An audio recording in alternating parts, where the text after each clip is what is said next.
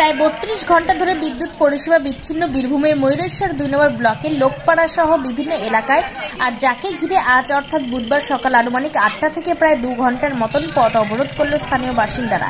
এই বিষয়ে স্থানীয় বাসিন্দাদের অভিযোগ, সোমবার বিকেল আনুমানিক ৬টা নাগাদ আচমকায় বিদ্যুৎ পরিষেবা বিচ্ছিন্ন হয়ে যায় কুলেরা, ঘাগড়াপাড়া, লোকপাড়া সহ বিভিন্ন গ্রামে। তারপর মঙ্গলবার দুপুর আনুমানিক ১২টার সময় বিদ্যুৎ পরিষেবা সেই এলাকা জুড়ে শুরু হলেও প্রায় ঘণ্টাখানেক পর আবারও বিদ্যুৎ পরিষেবা বিচ্ছিন্ন হয়ে যায়। তারপর আজ অর্থাৎ বুধবার সকালেও এলাকায় বিদ্যুৎ পরিষেবা বিচ্ছিন্ন থাকে। আর যাকে কেন্দ্র করে উত্তপ্ত হয়ে ওঠে ওই এলাকার মানুষ। বিদ্যুৎ পরিষেবা না থাকার কারণে মোটর থেকে পানীয় জল পেতেও অসুবিধার সম্মুখীন হন এলাকাবাসী। আর তাতেই ক্ষোভে ফেটে পড়েন কুলেরা সহ আরো বেশ কিছু গ্রামের মানুষজন। একমাত্র ডিপার্টমেন্ট যতক্ষণ না শুরু হওয়া দেয় ততক্ষণ পর্যন্ত চলবে। দেখা যাচ্ছে লম্বা লাইন পড়েছে একটা বাসের, গাড়ির।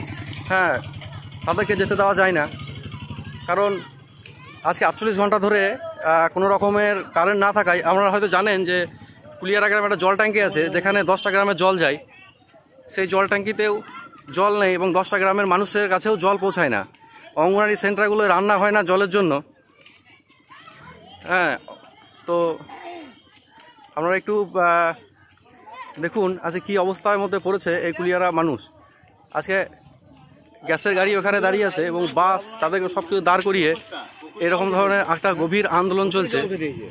আর এই আন্দোলন আরও গুরুতর হতে পারে বলে আমরা শুনতে পাচ্ছি। তো দেখা যাচ্ছে যে এইটা হলো নোয়াপাড়া কলেশ্বর রোডের কুলিয়ারা গ্রাম লাগোয়া একটা রাস্তা, যে রাস্তায় কুলিয়ারা গ্রামের মানুষরা নেমেছে। তাদের ৪৮ ঘন্টা ধরে কোনো রকমের কারেন্টের ব্যবস্থা করে দেওয়া হয়নি এবং এই গ্রামে জল ট্যাঙ্কি আছে, 10টা গ্রামে জল যায়। আজকে 10টা গ্রামের জলের জন্য কষ্ট, আন্দোলনটা আরও গভীর হতে পারে। সমস্ত গাড়ি, সমস্ত কিছুকে দাঁড় করিয়ে এই আন্দোলন চলছে। এই আন্দোলনটা আরও গভীর হতে পারে। আমরা হয়তো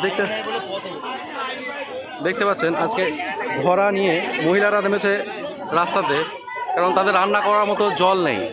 তারা ঘোড়া নিয়ে বসেছে।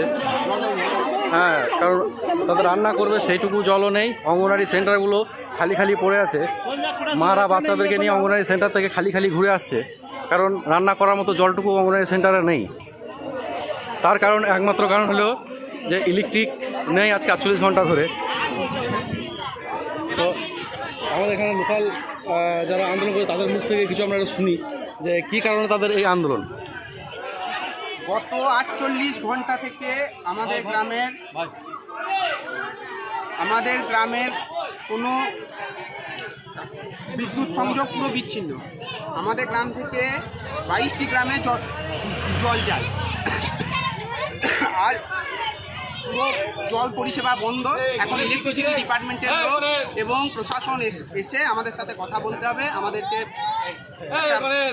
আশানুরূপ বার্তা দিতে হবে, তবে আমাদের আন্দোলন থামবে, নাহলে থামবে না। শুনলাম এরকম কথা।